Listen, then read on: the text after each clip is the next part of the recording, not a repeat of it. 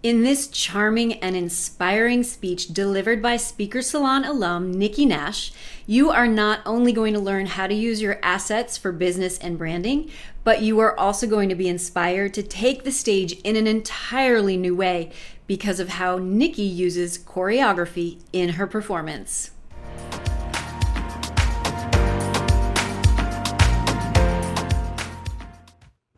In middle school, I played field hockey and lacrosse.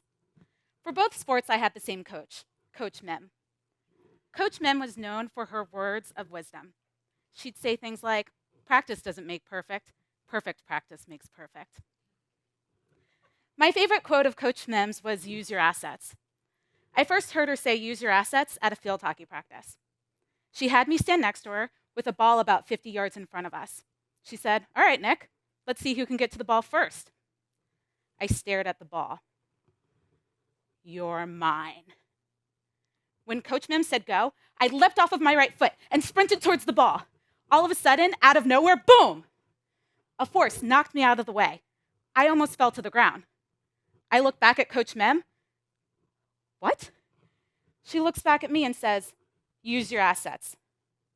Confused, I was like, what? She says, use your assets.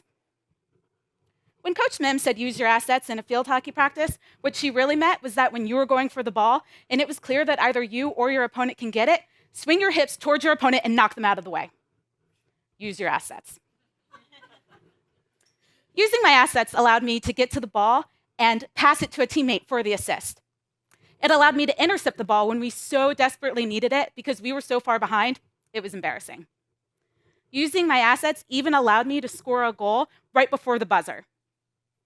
For months, I practiced using my assets. And when I finally mastered the art of swinging my hips and knocking somebody out of the way without getting called on a foul by the ref, the season was over. But soon I was back with Coach Mim. This time, I was playing lacrosse. I went into lacrosse confident. I knew how to use my assets, and I pretty much was convinced that they were the same sport.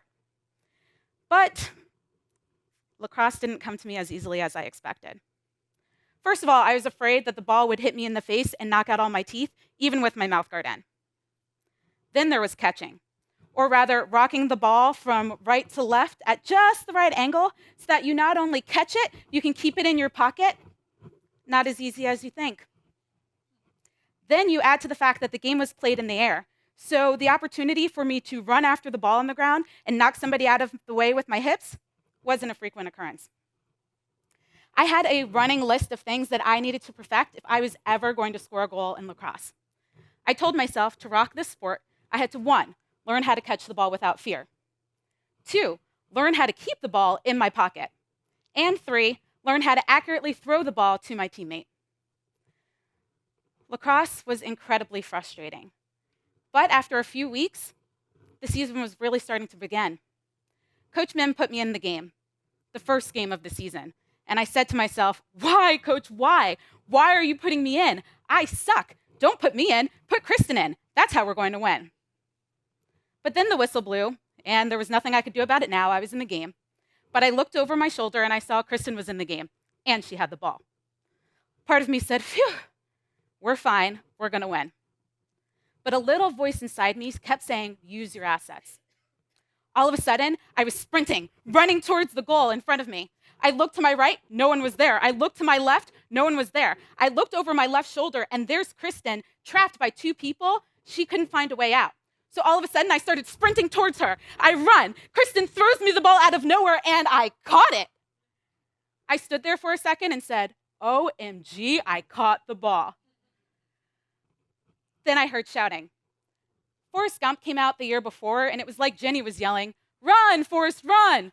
Only it was my teammates. They were like, run, Nikki, you got this.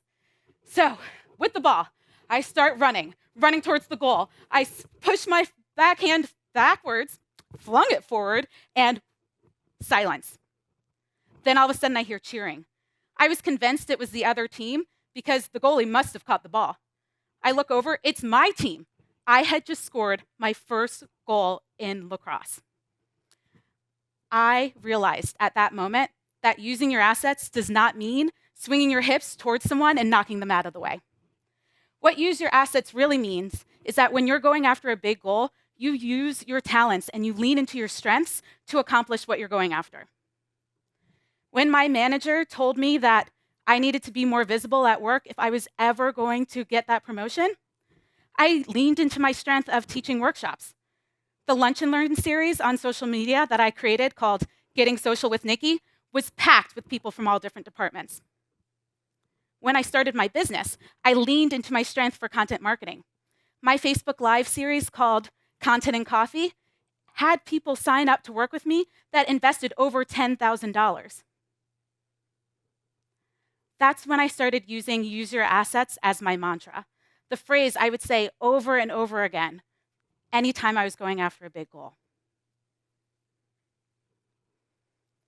So, if you're going after something and you're at work and you realize that somebody is saying, hey, we've tried this already. We've already tried to go after this goal.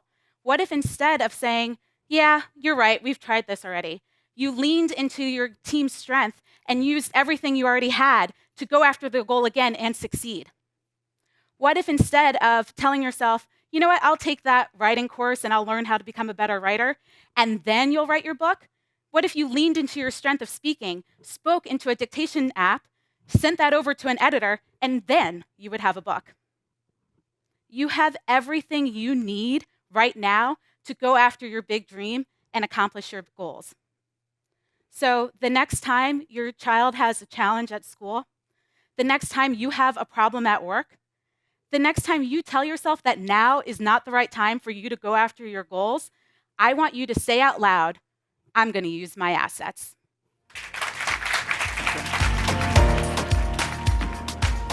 If you have the desire to get on stage and share your powerful story like Nikki did, all you have to do is apply to speakersalonapplication.com.